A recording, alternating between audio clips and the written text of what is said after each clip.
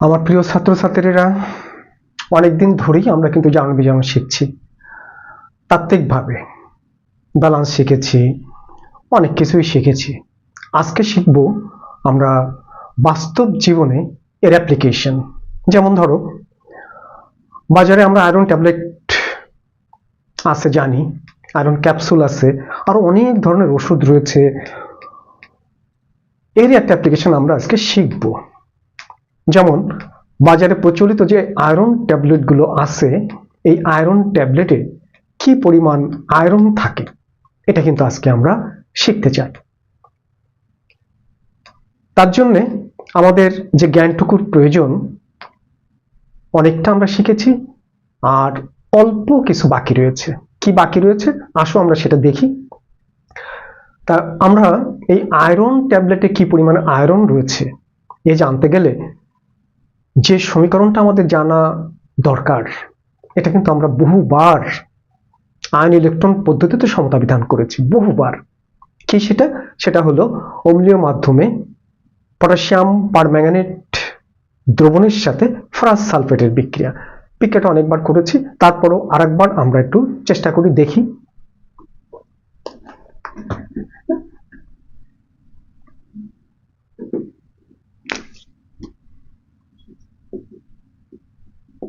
KMnO4 plus sulphuric acid plus ferrous sulphate সমান সমান। আমরা আজকে আর আয়ন ইলেকট্রন পদ্ধতিতে সমতা বিধান করব না, আমরা তো এটা শিখেছি। আমরা আজকে শর্টকাট পদ্ধতিতে সমতা বিধান করব এবং তার লেকচার, তার লিটারেচারটা আমরা শিখবো। লিটারেচার মানে বাংলা। এখান থেকে এর বাংলাটা কি হবে, এখান থেকে আমরা কি কি ভিন্ন বিষয়টাকে আমরা জানতে পারবো, ব্যাখ্যা করতে পারবো, সেটা আজকে আমরা শিখবো। করলে কি হবে? প্রথমেই হবে আমাদের পটাশিয়াম সালফেট, তারপরে ম্যাঙ্গানাস সালফেট, তারপরে পানি, তারপরে হবে ফেরিক সালফেট। যাদের মনে নেই তারা একটুখানি মনে করার চেষ্টা করতে হবে। আর তারপরে যদি মনে না থাকে তাহলে কোন ভিডিওতে এটা আমি শিখিয়েছি এটা একটুখানি টেনে তোমাদের দেখতে হবে। ব্যালেন্স করলে কি হবে? ব্যালেন্স করলে এখানে দুইটা আছে, সেজন্য এখানে 2 দিতে হবে। 2 দিলে এখানে 2 দিতে হবে। 2 দিলে কি হবে? ম্যাঙ্গানিজ 2টা হয়ে গেল, সালফেট 2টার একটা 3টা। এখানে যদি আমরা 3 দেই তাহলে এভাবে করলে কি হবে? হবে না। আয়ন ইলেকট্রন পদ্ধতিতে সমতা বিধান করতে হবে। এভাবে করলে কত দূর যেতে পারবো? 3 দুগুণে 6টা হাইড্রোজেন, 6টা হাইড্রোজেন, তাহলে এখানে 3 দিলাম। 3 দিলে আয়রন মিশবে, এখানে 2 দিতে হবে, এ করতে গেলে ঘোলায় যাবে। সুতরাং আমাদের ওই জ্ঞানটা থাকতে হবে, আয়ন ইলেকট্রন পদ্ধতিতে সমতা বিধানের যে জ্ঞানটা, যে কয়টা জার্মান অক্সিজেন দেয়? 5টা। তাই যদি হয় তাহলে এখানে কিন্তু 5-10-এর একটা সমস্যা চলে আসবে। অর্থাৎ এর আগে কিন্তু অবশ্যই 5 আসবে। এর আগে 5 আসলে এখানে 10 আসবে, 10 আসবে। কি বললাম? আমরা যদি সাধারণ পদ্ধতিতে সমতা বিধান করতে যাই তাহলে কিন্তু আমরা কখনোই, এই কথাটা আমি বারবার করে বলেছি, কখনোই এর সমতা বিধান আমরা করতে পারবো না। একটা জিনিস খেয়াল রাখতে হবে, KMnO4 আমি বারবার করে শিখিয়েছিলাম 5টা জার্মান অক্সিজেন দেয়। সুতরাং এইটা এবং এইটাই এর আগে 5 আসবেই। পটাশিয়াম ডাইক্রোমেটের 3 এবং 6 এটা আসবে। এবার তুমি যদি এইভাবে হিসাব করো যে এখানে 5 দুগুণে 10টা আয়রন, এখানে 10টা তোমাকে দিতেই হবে। 10 দেওয়ার পর 10টা সালফেট হয়ে গেল। পানি কটা আসবে? 8টা আসবে। এখানেও 8টা আসবে। এটা আমার আয়ন ইলেকট্রন পদ্ধতিতে সমতা বিধানের অভিজ্ঞতা। তোমাদেরও এটা আসা উচিত, আসবে, আসতে হবে। বারবার করে প্র্যাকটিস করতে হবে। প্র্যাকটিস করলে এইরকম একটা বিক্রিয়া অতি দ্রুত, এই 5, 10, 3, 6 এর উপর ভিত্তি করে এটা দ্রুত তোমরা করতে পারবে। এর জন্য একটু প্র্যাকটিস করতে হবে যাতে করে এই সমস্যাটা তোমাদের না পড়তে হয়। তাহলে কি হলো, এইখান থেকে আসো, এটা হলো আমাদের আয়ন ইলেকট্রন পদ্ধতিতে সমতা বিধান। স্যার কঠিন হয়ে গেল, একটুখানি তোমরা যদি এটা প্র্যাকটিস না করো তাহলে এই কঠিনটুকু হবে, এটা একটু মেনে নিতেই হবে, এর পথে একটু প্র্যাকটিস করতে হবে। খুব বেশি প্র্যাকটিস না করলেও চলবে, যেমন ফ্রাস সালফেটটা তুমি 2বার করে করো তাহলে হয়ে যাবে। এখন এখান থেকে লিটারেচারটা কি হবে, বাংলা বা এর তাৎপর্য বা এর তাৎপর্য ব্যাখ্যা করো। অনেক কিছু আমরা ব্যাখ্যা করতে পারি। যদি মোলের হিসাব করি তাহলে 2 মোল পটাশিয়াম পারম্যাঙ্গানেট 10 মোল ফেরাস সালফেটকে জারিত করে 5 মোল ফেরিক সালফেটে পরিণত করে, নিজে বিজারিত হয়ে 2 মোল ম্যাঙ্গানাস সালফেটে পরিণত হয়। এভাবে আমরা ব্যাখ্যা করতে পারি। আবার ব্যাখ্যা করতে পারি 10 অণু পটাশিয়াম পারম্যাঙ্গানেট 2 অণু পটাশিয়াম পারম্যাঙ্গানেট 10 অণু ফেরাস সালফেটকে জারিত করতে পারে, জারিত করে 5 অণু ফেরিক সালফেটে পরিণত করে। এটা হচ্ছে বাংলা ব্যাখ্যা, তাৎপর্য।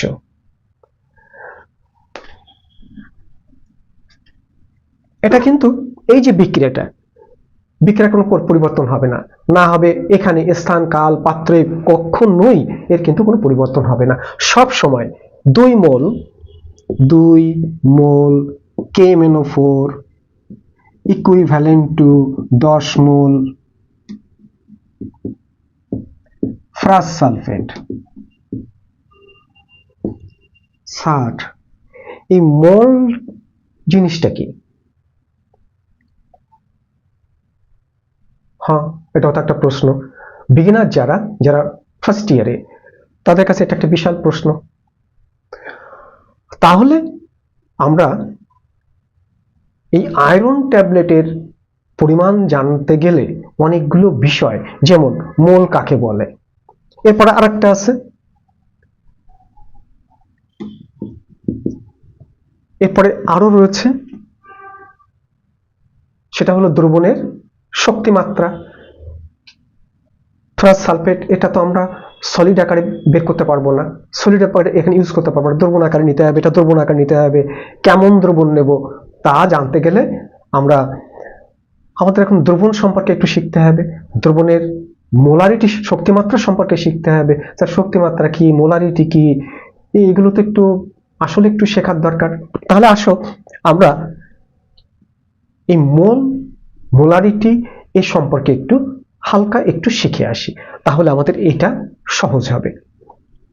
তাহলে এই পর্যন্ত থাকছে যে আয়রন ট্যাবলেটের পরিমাণ জানতে যে আমাদের কি হলো, এই মোল টার্মটা এসছে বলে আমরা একটু ব্যাক করলাম। এখান থেকে আরো একটু আমরা করতে পারি, সেটা হলো 1 মোল KMnO4 equivalent to 5 mole ferrous sulphate equivalent to 5 mole Fe2+। Sir এগুলো কোথা থেকে পাচ্ছেন? মোলটা আমি শেখাচ্ছি। 5 মোল ফেরাস সালফেট, 5 মোল ফেরাস সালফেট 1 মোল যাই হোক না কেন, ধরি 5টা যদি ফেরাস সালফেট হয় তাহলে সেখানে আয়রনের পরিমাণ 5টা হবে, সেই জন্য যত ফেরাস সালফেট তত ফেরাস আয়ন। এই জন্য আমরা লিখতে পারি, এটা কি লিখলাম তা তো বোঝা যাচ্ছে না, 5 মোল ফেরাস আয়ন। এটাও এর ল্যাঙ্গুয়েজ, এটা আমাদের জানতে হবে। জেনে কি করব, জেনে অ্যাপ্লিকেশন গুলো করব। একটা জিনিসের অ্যাপ্লিকেশন করতে হলে তার বিভিন্ন দিক রয়েছে যেগুলো জানতে হয়। যেমন আমরা তো দ্রবণ নিয়ে কাজ করব, কেমিস্ট্রি মানেই কোনো কিছু শক্তিমাত্রা জানতে গেলে সবসময় দ্রবণ নিয়ে কাজ করতে হয়, টাইট্রেশন করতে গেলে দ্রবণ নিয়ে কাজ করতে হয়। সেই দ্রবণ কি পরিমাণ দ্রবণ, কি দ্রবণ, কেন দ্রবণ, কত শক্তিমাত্রার দ্রবণ নেব, এগুলো জানতে গেলে আমাদের দ্রবণ সম্পর্কে ভালো করে জানতে হবে। 1 মোল এটি কি বোঝায়, এ সমস্ত সম্পর্কে এই যে প্রশ্ন, এর উত্তর জানতে গেলে আমাদের একটু দ্রবণ সম্পর্কে, দ্রবণের শক্তিমাত্রা সম্পর্কে, মোল সম্পর্কে, মোলারিটি সম্পর্কে আমাদের একটু জেনে আসতে হবে। আমরা এটাই পর্যন্ত থাকুক, আমরা ওইটা একটু শিখে আসি।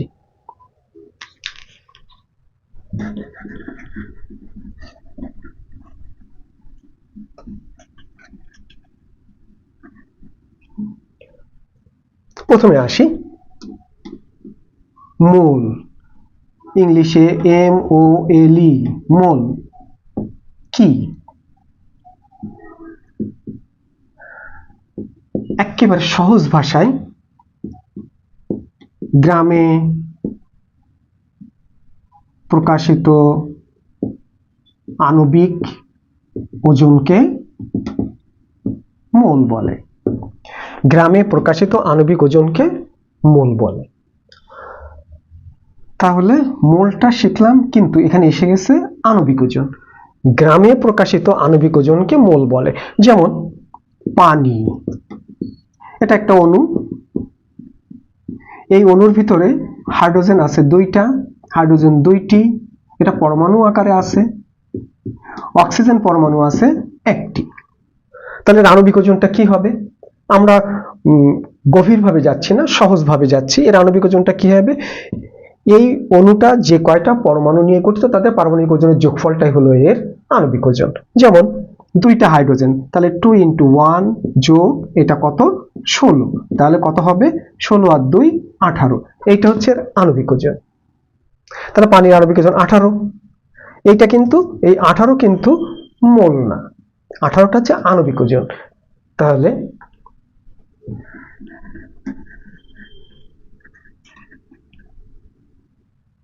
পানি এর আণবিক ওজন সমান সমান 18। আণবিক ওজনে কিন্তু কোনো একক হয় না, তার কারণ এটা কারো না কারো সাপেক্ষে, হাইড্রোজেন পরমাণুর সাপেক্ষে এটা হয় 18। তাহলে 1 মোল পানি সমান সমান হবে 18 গ্রাম। কি বললাম? গ্রামে প্রকাশিত আণবিক ওজন, পানির আণবিক ওজন 18, এটাকে গ্রামে প্রকাশ করলাম, এই যে গ্রাম। তাহলে গ্রামে প্রকাশিত আণবিক ওজনকে বলা হয় মোল। তাহলে মোল হয়ে গেল 1 মোল কার্বন ডাইঅক্সাইড কত?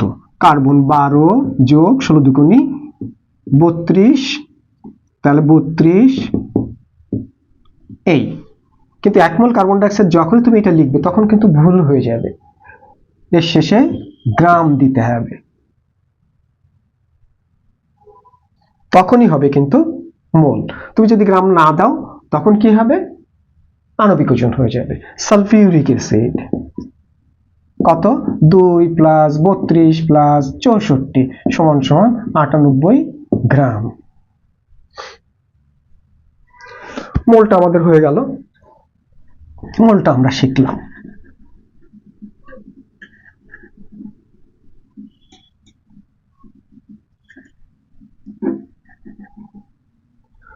মোলার দ্রবণ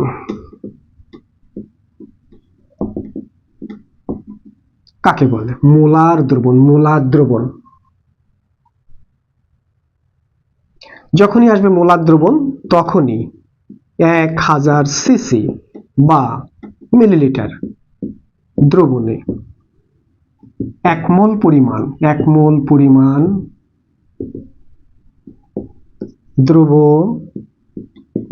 দ্রবীভূত থাকলে তাকে মোলার দ্রবণ বলে। তাহলে যখনই মোলার দ্রবণ তখনই 1000 সিসি বা মিলিলিটার, এটা মনে আসতেই হবে, ওতপ্রোতভাবে জড়িত। মোলার দ্রবণের সাথে কিন্তু 1000 সিসি ওতপ্রোতভাবে জড়িত। 1000 সিসি ছাড়া কখনো মোলার দ্রবণ হতে পারে না, ভুল হয়ে যাবে। তাহলে কোনো 1000 সিসি দ্রবণে কোনো মানে যে কোনো পদার্থের হতে পারে, সেটা কার্বন ডাইঅক্সাইড হতে পারে, সোডিয়াম হাইড্রক্সাইড হতে পারে, সালফিউরিক অ্যাসিড হতে পারে, সোডিয়াম, কার্বন, নাইট্রোজেন, সালফার, যা কিছু থাকুক না কেন 1 মোল হতে হবে এবং 1000 সিসি হতে হবে। তাহলে কোনো 1000 সিসি দ্রবণে 1 মোল পরিমাণ দ্রব। স্যার দ্রবটা কি? দ্রব, এবার দ্রবণের ভিতর কিন্তু দ্রব থাকতে হবে। স্যার এই দ্রবণে এবং দ্রব এ দুটো কিন্তু একটু সমস্যা আছে। হ্যাঁ,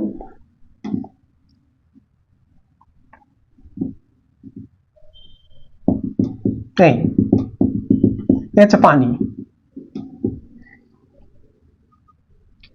পানিকে বলা হয় দ্রাবক। এইবার এই পাত্রে চিনি আছে, যে চিনি হলো দ্রব সাবস্টেন্স, এটা সলভেন্ট, দ্রব। এই চিনিকে যখন এর ভিতরে দেব, চিনি যখন এর ভিতরে আসবে, এই যে চিনি যখন এর ভিতরে আসবে, তখন এটা দ্রাবক থাকবে না, তখন এটা হয়ে যাবে দ্রবণ। তাহলে দ্রাবকের ভিতর দ্রব মিশালে যে মিশ্রণটা পাওয়া যায় তাকে বলবো আমরা দ্রবণ। দ্রাবকের ভিতর দ্রব মিশালে, পানির ভিতর চিনি মিশালে যে জিনিসটা পাবো, যে শরবতটা পাবো, সেই শরবতটা হলো আমাদের দ্রবণ।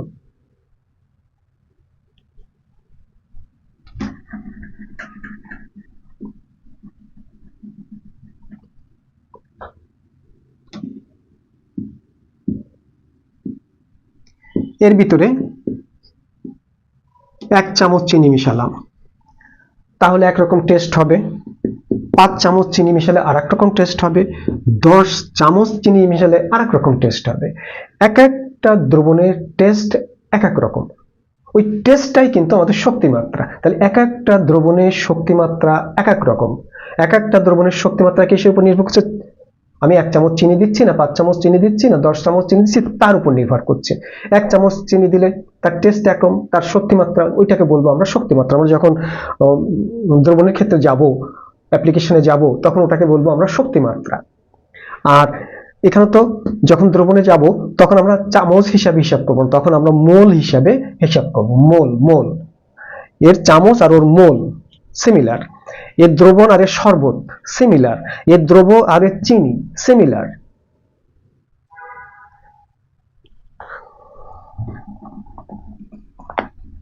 তাহলে কি বললাম? 1000 সিসি দ্রবণে 1 মোল পরিমাণ দ্রব দ্রবীভূত থাকলে তাকে মোলার দ্রবণ বলে। স্যার দ্রবণে, তারপর আগে কি দ্রবণ নেব? না, আগে দ্রবণ নেব না। এটার ভিতরে কিন্তু আবার টেকনিক রয়েছে। এই 1000 সিসি দ্রবণে 1 মোল পরিমাণ দ্রব দ্রবীভূত থাকলে আমি বলি থাকলে বলেছি, কিন্তু সেই জন্য, যেহেতু থাকলে, সেই জন্য ওই দ্রাবকের ভিতর দ্রব মিশানোর পর তারপরে কিন্তু হবে দ্রবণ। তাহলে মোলার দ্রবণ কি করে বানাতে হয়, এটা বানানো শেখাই আমি তোমাদের একটু।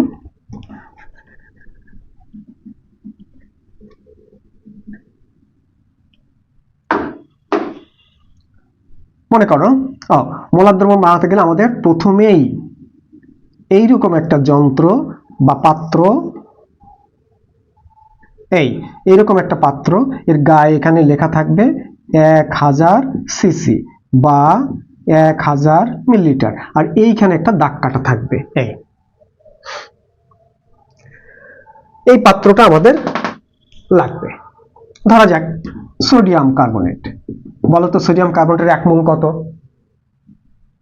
সোডিয়াম কার্বনেটের 1 মোল কত, কি করে জানি বের করতে হয়? সোডিয়াম কার্বনেটের আণবিক ওজন বের করো। কত আণবিক ওজন? 23 দুগুণ 40 যোগ কার্বন 12 যোগ 3 ষোলং 48।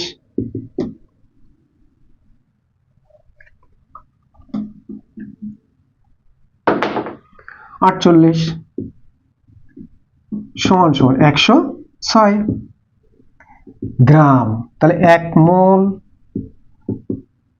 সোডিয়াম কার্বনেট সমান হচ্ছে 106 গ্রাম। আমরা কি করলাম? প্রথমে যেহেতু সোডিয়াম কার্বনেট নিচ্ছি আমরা, তাহলে এর 1 মোল মানে 106 গ্রাম। 1 মোল, তাহলে 1 মোল সোডিয়াম কার্বনেট মানে হচ্ছে 106 গ্রাম। এটা আমরা নিক্তিতে, ব্যালেন্সে, ডিজিটাল ব্যালেন্সে মেপে এই যে রাখলাম। এই ভিতরে আমাদের কি আছে?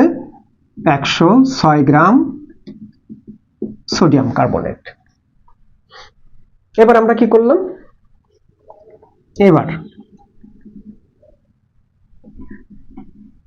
এবার আমরা কি করলাম? এইখানে একটা ফানেল দিলাম, এইটুক পানি নিলাম, প্রথমে এইটুক পানি নিলাম। এবার এইটা এখানে ঢেলে দিলাম, এরকম করে ঢেলে দিলাম, এখান থেকে ঢেলে দিলাম, সম্পূর্ণটা ঢেলে দিলাম। ঢেলে দেওয়ার পরে এটাকে ভালো করে ঝাঁকালাম, মুখে এরকম কর্ক দিয়ে, এরকম কর্ক থাকে, ভালো করে ঝাঁকিয়ে এটাকে আরেকটু পানি দিলাম, আরেকটু পানি দিলাম, আরেকটু পানি দিলাম, ভালো করে ঝাঁকালাম। ঝাঁকানোর পর শেষে এসে কি হলো, শেষে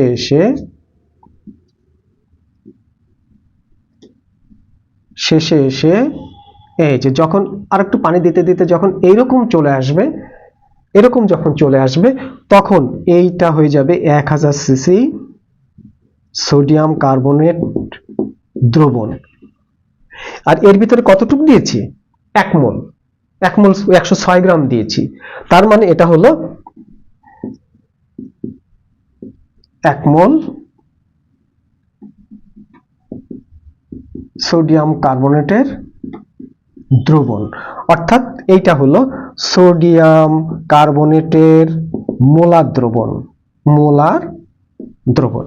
তাহলে আমরা কি বানিয়ে ফেললাম, আমরা বানিয়ে ফেললাম সোডিয়াম কার্বনেটের মোলার দ্রবণ। কিভাবে, তাহলে দেখো এটা কিন্তু এখন দ্রবণ হয়ে গেল, এটা কিন্তু এখন দ্রবণ।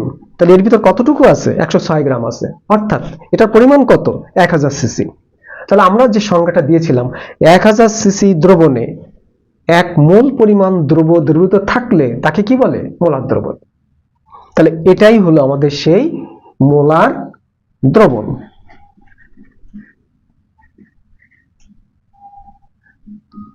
তাহলে এবার যদি কেউ বলে মোলার দ্রবণ বা 1 মোল দ্রবণ, তখন যেন সাথে সাথে তোমার মনে চলে আসে যে যেহেতু মোলার দ্রবণ বলছে, তাহলে 1000 সিসি দ্রবণে ওই দ্রবের 1 মোল পরিমাণ আছে। যদি বলে সোডিয়াম কার্বনেটের মোলার দ্রবণ, তার মানে তুমি বুঝবে যে ওই 1000 সিসি দ্রবণে সোডিয়াম কার্বনেটের 106 গ্রাম সোডিয়াম কার্বনেট ওর ভিতর দ্রবীভূত আছে। এটার গায়ে লেখা আছে 1 m সোডিয়াম কার্বনেট, এটার গায়ে লেখা আছে 1 m সোডিয়াম কার্বনেট। অর্থাৎ এই যে দ্রবণটা এই পর্যন্ত 1000 সিসি দ্রবণ, এর ভিতরে সোডিয়াম কার্বনেটের 1 মোল আছে। 1 মোল মানে 106 গ্রাম, 106 গ্রাম সোডিয়াম কার্বনেট এর ভিতরে দ্রবীভূত আছে।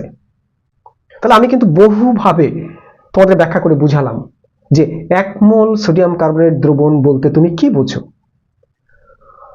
তাহলে 1 মোল সোডিয়াম কার্বনেট দ্রবণ মানেই হলো ওই 1000 সিসি দ্রবণে সোডিয়াম কার্বনেট আছে 106 গ্রাম। যদি কোথাও লেখা থাকে, ধরা যাক আরেকটা বোতল যার গায়ে লেখা আছে 2m সোডিয়াম কার্বনেট, স্যার এর গায়ে 2m লেখা আছে। হ্যাঁ 2m, তার মানে কি, 2m মানে 1m যদি 106 গ্রাম হয়, 2m মানে 2 × 106 গ্রাম, অর্থাৎ 2 মোল সোডিয়াম কার্বনেট। এর 1000 সিসির ভিতরে 2 মোল সোডিয়াম কার্বনেট, অর্থাৎ 106 গুণ 2 সমান সমান 12, 212 গ্রাম সোডিয়াম কার্বনেট এর ভিতরে দ্রবীভূত আছে। এটা ক্লিয়ার হলো? স্যার কোথাও লেখা আছে m/2, স্যার এটা আবার কি হলো, m/2 এর গায়ে লেখা আছে, এর গায়ে তাহলে কি লেখা আছে, আমি একটু বড় করে এঁকে দেখাই। এই এর গায়ে লেখা আছে m/2 সোডিয়াম কার্বনেট। এর মানে কি, স্যার m/2 তার মানে 1 মোলের অর্ধেক, অর্থাৎ 106/2 সোডিয়াম কার্বনেট দ্রবণ। 106 এর অর্ধেক হলো 53, অর্থাৎ এর ভিতরে 53 গ্রাম দ্রবণ দ্রবীভূত আছে। এটাকে বলা হয় অর্ধেক সেমিমোলার দ্রবণ। স্যার এইরকম লেখা আছে m/10, এটা তাহলে 1 মোলের 10 ভাগের 1 ভাগের ভিতর দ্রবীভূত আছে, এটাকে বলা হয় ডেসিমোলার দ্রবণ। স্যার 100, এটাকে বলা হয় সেমিমোলার দ্রবণ, সেমি ডেসি সেন্টিমোলার দ্রবণ। স্যার এখানে এভাবে লেখা নেই, স্যার এইভাবে লেখা আছে 0.5 m সোডিয়াম কার্বনেট। স্যার এটা আবার কি 0.5 মানে কি 0.5 মানে হলো 5/10 সমান সমান 1/2, তার মানে 0.5 যা m/2, তাই এটা সেমি মোলার দ্রবণ। তাহলে এইটাকে আমরা একটু সাজিয়ে লিখি, তাহলে বুঝতে আমাদের সুবিধা হবে।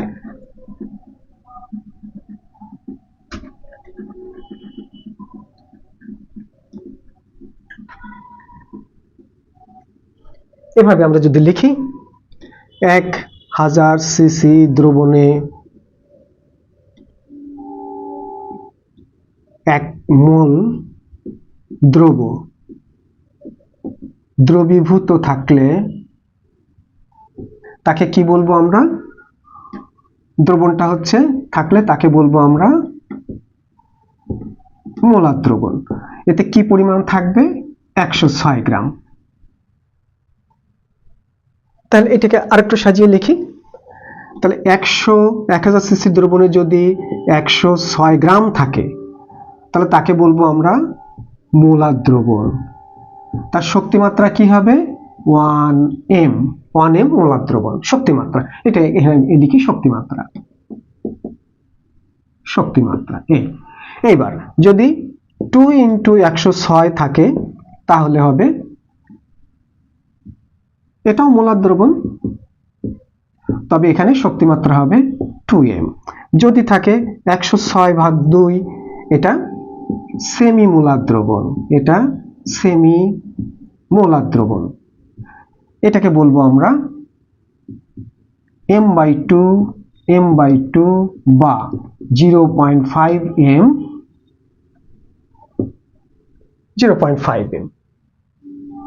যদি থাকে 106/10 তাহলে এটাকে বলবো আমরা ডেসিমোলার দ্রবণ। এটা হলো আমরা কিভাবে লিখব? 1/10 মানে হলো 0.1m। তাহলে ডেসিকে আমরা লিখতে পারি 0.1m। একইভাবে 106/100 যদি হয় সেন্টিমোলার দ্রবণ, এটাকে কিভাবে লিখতে পারবো? 0.01m।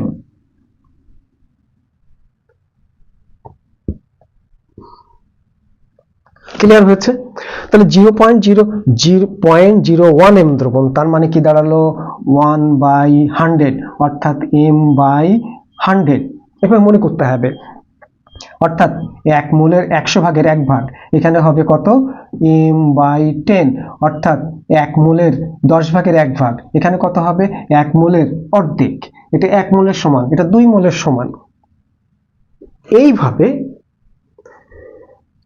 তাহলে এইটা কি প্রকাশ করে? এটা প্রকাশ করে শক্তিমাত্রা। আর এই শক্তিমাত্রা দিয়েই কিন্তু আমরা বুঝতে পারবো যে কোন দ্রবণে দ্রবের পরিমাণ কত এবং তার তীব্রতা কত। যেমন তীব্রতার কথা যখন এসছি তখন আমরা এখানে কাজ করি, সোডিয়াম কার্বনেট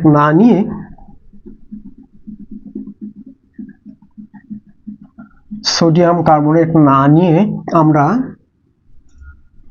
সালফিউরিক অ্যাসিডটা নেই। সালফিউরিক অ্যাসিড 58, তাহলে 1 মোল সালফিউরিক অ্যাসিড সমান 58 গ্রাম। তাহলে 1000 সিসি দ্রবণে 98 গ্রাম থাকলে শক্তিমাত্রা হলো 1m। যদি 98 ভাগ অর্ধেক থাকে তাহলে হবে m/2 বা 0.5m।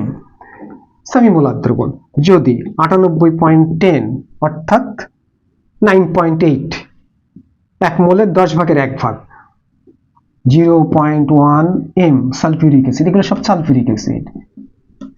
তাহলে 0.1m সালফিউরিক অ্যাসিড মানে কি? 10 ভাগের 1 ভাগ, তার মানে 9.8 এত গ্রাম আছে। এটায় কত আছে? 49 গ্রাম। এটা আছে 49 গ্রাম, এটা আছে 9.8 গ্রাম। ওই 1000 এর ভিতরে এটা আছে 98 গ্রাম। আরেকটা যদি লিখি 2 × 98, তখন এটা হবে 2m। যদি 5 × 98 তাহলে 5m। তাহলে এবার তোমরা বুঝো এই সালফিউরিক অ্যাসিড এমনি তো ক্ষয়কারী, আঙুল ঢুকিয়ে দিলাম, আঙুলটা পুড়ে চলে যাবে, ক্ষয় হয়ে যাবে। এখন কোনোটায় দেখা যাচ্ছে আঙুল পড়লেও কিছু হয় না, কেন হয় না? অর্থাৎ তার শক্তিমাত্রা কম। যেমন এইটার শক্তিমাত্রা এতে 5 m, তার মানে এতে ভিতর 5 × 98 গ্রাম সালফিউরিক অ্যাসিড রয়েছে, এটা বেশি রয়েছে, এটা তার চেয়ে একটু কম রয়েছে, এটা আরো কম রয়েছে, এটা আরো কম রয়েছে। এরকম করে যখন 98 ডিভাইডেড বাই 100 নেব, তখন 0.98, এত, এটা আরো কম। 1000-এ 0.98 থাকা মানে অনেক কম, যেটা আমরা হাতে নিতে পারি, না নেওয়াটাই ভালো, নিতে পারি, তেমন কোনো ক্ষয় ওটা হবে না।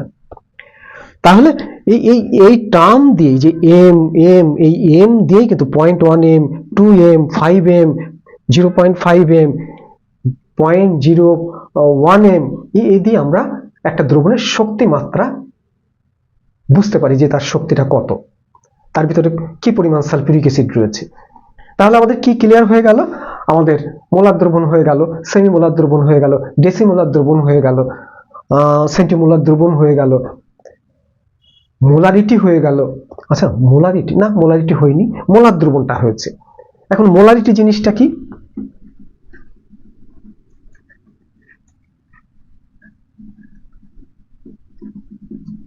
মোলারিটি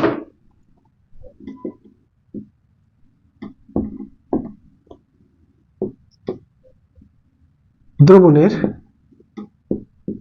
শক্তিমাত্রা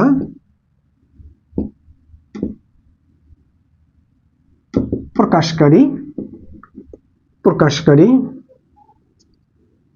পদ, সেটা হলো আমাদের মোলারিটি। তাহলে মোলারিটি কাকে বলে? একটি দ্রবণের শক্তিমাত্রা প্রকাশকারী টার্মকে বলা হয় মোলারিটি। মোলার দ্রবণের শক্তিমাত্রা প্রকাশ করার কে বলা হয় মোলারিটি। 2m, একটা দ্রবণের মোলারিটি 2m, অর্থাৎ কোন মোলার দ্রবণে যত মোল দ্রবীভূত থাকে সেটা হচ্ছে তার মোলারিটি। যেমন এখানে 2, মোলারিটি 2, এখানে 1000 সিসি দ্রবণে 2 মোল দ্রবীভূত আছে, এর মোলারিটি 5, একটা দ্রবণের মোলারিটি 0.125। এটার মানে কি? মানে হলো 1 মোল দ্রবণে, ওই দ্রবের 1 মোল দ্রবণে এই পরিমাণ দ্রব দ্রবীভূত আছে, 2.59 m। এর মানে হলো একটা দ্রবণে 1000 সিসি একটা দ্রবণে এই পরিমাণ দ্রব দ্রবীভূত ছিল, সেই জন্য এর মোলারিটিটা তাহলে কি প্রকাশ করছে? মোলারিটি অর্থাৎ শক্তিমাত্রা। তাহলে শক্তিমাত্রার প্রকাশকারী একক, মোলারিটি একটা একক পদ। তাহলে শক্তিমাত্রা, মোলার দ্রবণের শক্তিমাত্রা প্রকাশকারী একককে বলা হয় মোলারিটি। ক্লিয়ার হলো?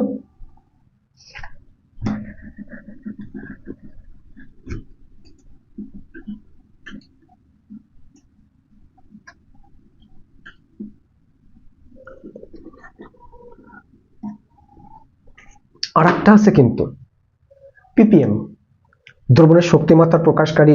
এখন অবশ্য মোলারিটি দিয়ে প্রকাশ করে, তারপরেও আরো সূক্ষ্মভাবে যদি তুমি ব্যাখ্যা করতে চাও, মানে যখন হায়ার এডুকেশনে যাবে তখন আরেকটা একক কিন্তু তোমার থাকবে, সেটা হলো ppm, parts per million, ppm, parts per million. অর্থাৎ 1 মিলিয়ন সে দ্রবণ, মানে সেটা ওজনে প্রকাশ হতে পারে, সেটা সিসিতে হতে পারে, সেটা লিটারে হতে পারে, মিলিলিটারে হতে পারে, তাতে যে পরিমাণ দ্রব থাকবে 1 মিলিয়নে, অর্থাৎ 10 লক্ষে, সেটা হলো আমার পার্টস পার মিলিয়ন। গ্রামে প্রকাশ করতে পারি আমরা, সিসিতে প্রকাশ করতে পারি, মাইক্রো দিয়ে প্রকাশ করতে পারি, মাইক্রোগ্রাম, পার্টস পার মিলিয়ন। যেমন একটা উদাহরণ দিই,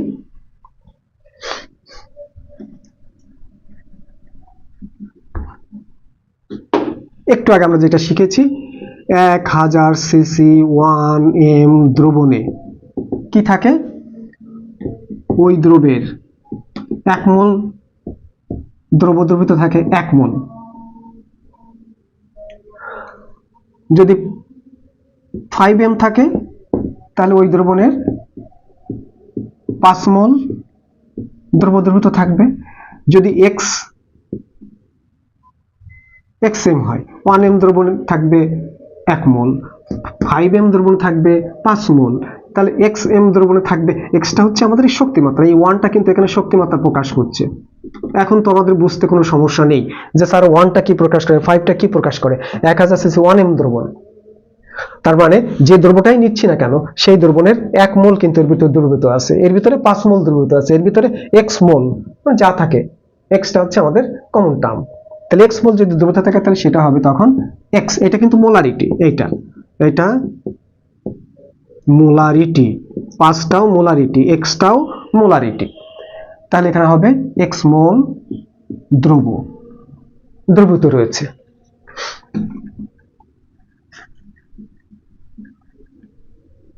তাহলে এবার আসি 1 মোল, মোল মানে কি 1 ইন্টু গ্রামে প্রকাশিত আণবিক ওজন, গ্রামে প্রকাশিত আণবিক ওজন। তাহলে 1 ইন্টু এই যে গ্রাম, এটা কিন্তু গ্রামে প্রকাশিত, 1 ইন্টু এখানে লিখি আণবিক ওজন গুণ, আণবিক ওজনটা হচ্ছে মিলিগ্রামে, এমজিতে গুণ 10 টু দি পাওয়ার 3। তার মানে আমরা জানি 1000 মিলিগ্রাম সমান 1 গ্রাম, তাহলে 1 গ্রামকে 1000 মিলিগ্রামে প্রকাশ করতে পারি কি পারি না? অবশ্যই পারি। তাহলে 1 ইন্টু এখানে 1 কেন দিচ্ছি, বারবার করে 1 লিখে আসছি, তার মানে এখানে 1 আছে বলে এখানে 1 দিচ্ছি। তুমি যদি এখানে x লিখতে তাহলে এখানে x দিতাম। xটা কি মোলারিটি, এটা একটু ভালো করে খেয়াল করো, আমি এখানে 1 দিচ্ছি তার কারণে এখানে 1m নিয়েছি, সেই জন্য 1টা কিন্তু মোলারিটি। তাহলে 1 ইন্টু এখানে নিলাম কিসে, মিলিগ্রামে আণবিক ওজন ইন্টু 10 টু দি পাওয়ার 3। আচ্ছা, ppmটা কি বললাম 1 মিলিয়ন, তার মানে 10 লাখে যতটুকু থাকবে, যতটুকু মোল, যতটুকু ওই দ্রব্যে যতটুকু থাকবে সেটা ppm।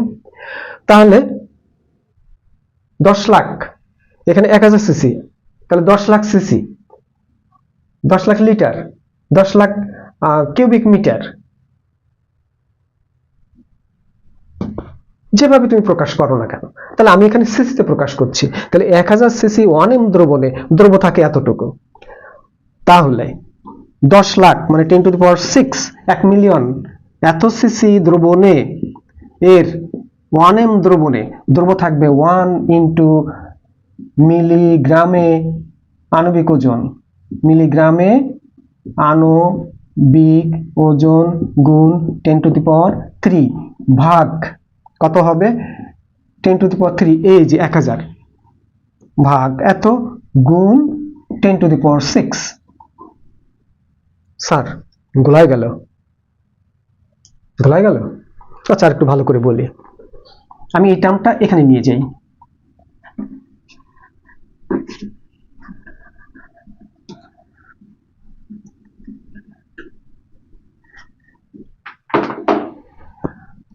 এক 1000 সিসি 1m দ্রবণে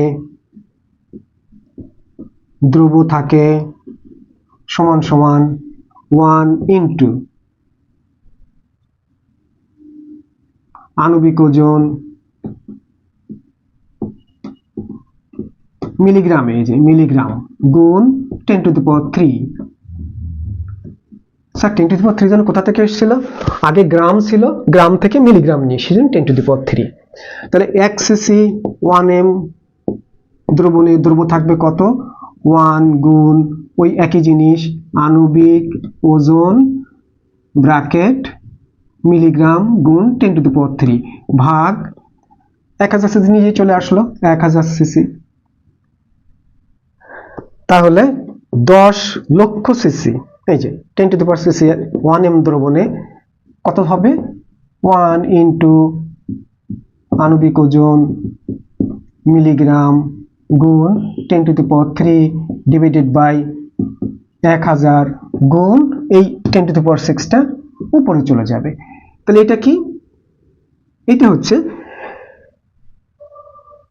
10 লক্ষ, অর্থাৎ 1 মিলিয়ন দ্রবণে 1 মিলিয়ন 1m দ্রবণে দ্রব্য থাকে এত। আমরা শিখেছি 1 মিলিয়ন বা 10 লক্ষ দ্রবণে, 10 লক্ষের মধ্যে বা 10 লক্ষ পরিমাণ দ্রবণে যতটুকু দ্রব্য থাকবে সেটা হবে ppm। তাহলে এই সম্পূর্ণটা হলো আমাদের ppm।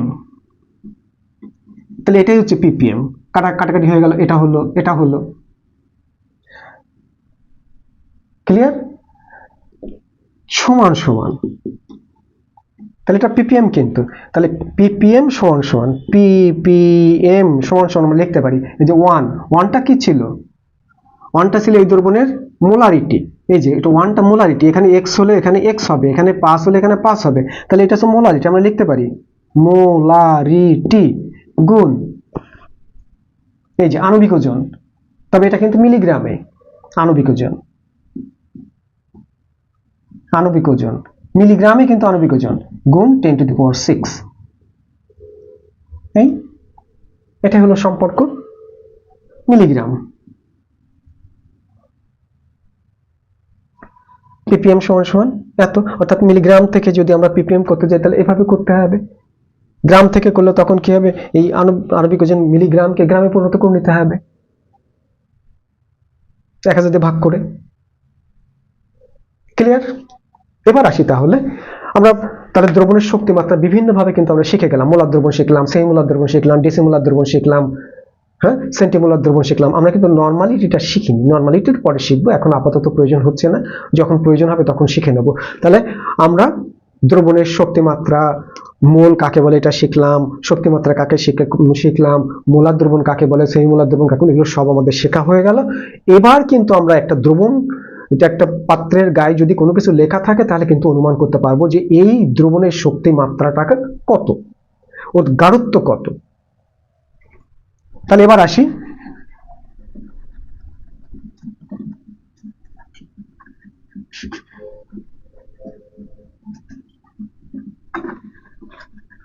আবার সেই প্রথমে চলে গেলাম যে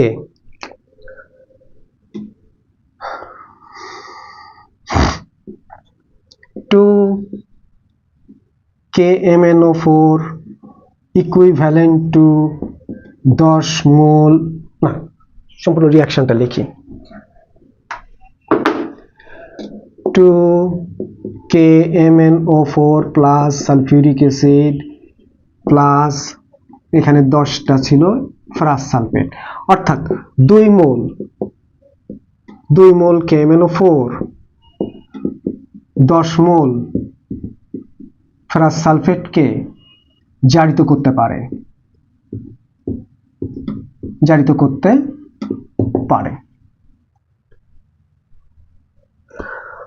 2 মোল, তাহলে 1 মোল KMnO4 ইকুইভ্যালেন্ট টু আমরা লিখতে পারি 5 মোল ফেরাস সালফেট সমান 5 মোল ইকুইভ্যালেন্ট 3 দাগ 5 মোল ফেরাস আয়ন। তাহলে এখান থেকে আমরা লিখতে পারি যে 1 মোল KMnO4, এই 1 মোল মানে কি, এটাকে যদি আমরা একটু উপরের দিকে যাই, 1000 সিসি দ্রবণে যদি 1 মোল থাকে তাহলে এটাকে আমরা লিখতে পারি 1000 CC 1m KMnO4 equivalent to 5 mole ferrous ion. আমরা চলে এসেছি, কিন্তু আমরা দেখো সম্পর্কটা তৈরি করে ফেলেছি। এটা কিন্তু চিরন্তন সম্পর্ক, এর থাকবেই, কখনো চেঞ্জ হবে না। অর্থাৎ পটাশিয়াম পারম্যাঙ্গানেট যদি শক্তিমাত্রা 1 হয়, কেমন, তাহলে এ কিন্তু 5 মোল আয়রনকে জারিত করতে পারবে। 5 মোল আয়রন মানে কত, 1 মোল আয়রন সমান 55.85 এত গ্রাম। তাহলে 5 মোল মানে 5 × 55.8 গ্রাম। তাহলে 1000 CC 1m KMnO4 equivalent to এত। এটা কিন্তু আমাদের জানা, এর কোনো নড়চড় হবে না, চিরন্তন সত্য। তাই যদি হয় তাহলে এবার আসো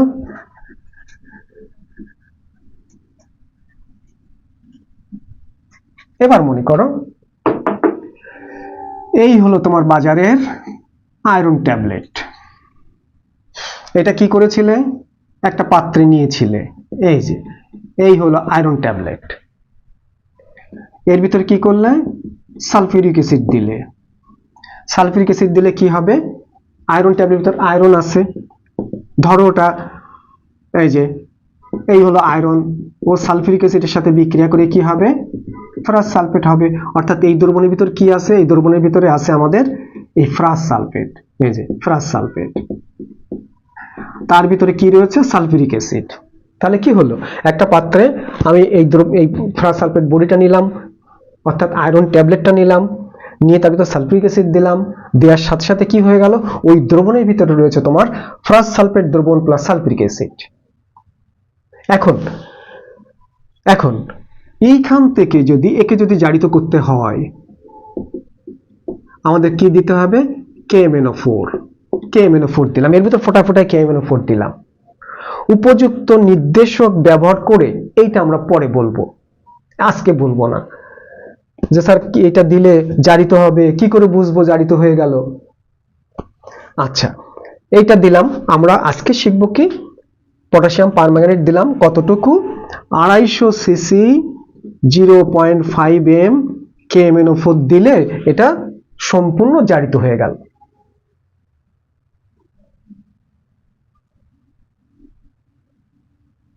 আমার কথাটা বুঝতে পেরেছো? কথাটা হলো যে বাজার থেকে একটা ট্যাবলেট কিনে আনলাম, সেই ট্যাবলেটটা তার ভিতর আমি সালফিউরিক অ্যাসিড দিলাম, দেওয়ার পরে potassium 250 CC 0.5 m potassium permanganate দিলে এটা সম্পূর্ণ জারিত হয়ে গেল। এখানে একটা প্রশ্ন থেকে যাচ্ছে যে সম্পূর্ণরূপে জারিত হলো স্যার কি করে বুঝলাম, এটা আমরা সামনের ক্লাসে শিখবো। মানে এটা শিখতে গেলে আমাকে টাইট্রেশন শিখতে হবে, তারপরে নির্দেশক শিখতে হবে, তার পিএইচ শিখতে হবে, কালার চেঞ্জ শিখতে হবে, তারপরে কিন্তু ওইটার উত্তর আমরা পেয়ে যাব। আজকে আমরা অত ডিপে যাচ্ছি না, আজকে আমরা এইটুকু শিখছি যে বাজারের ট্যাবলেটটাকে জারিত করতে আমাদের 250 সিসি 0.5 m পটাশিয়াম পারম্যাঙ্গানেট লেগেছে। ঐকিক নিয়মে করো, 1000 সিসি 1 m পটাশিয়াম পারম্যাঙ্গানেটে থাকে এত গ্রাম, তাহলে 250 সিসি 0.5 m পটাশিয়াম পারম্যাঙ্গানেট কত গ্রাম থাকবে? কি স্যার বুঝিনি? এইটা আমাদের জানা যে 1000 CC 1 m KMnO4 equivalent to 5 into এত, তাহলে 1 সিসি 1 m এত ইকুইভ্যালেন্ট টু কত হবে,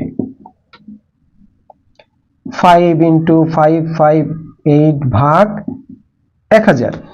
এইবার তাহলে এত সিসি 0.5 m কত হবে, 250 সিসি যদি হয় তাহলে গুণ 250 0.5, এটা করলে যেটা হবে তাহলে বাজারের ট্যাবলেটে তত গ্রাম থাকবে।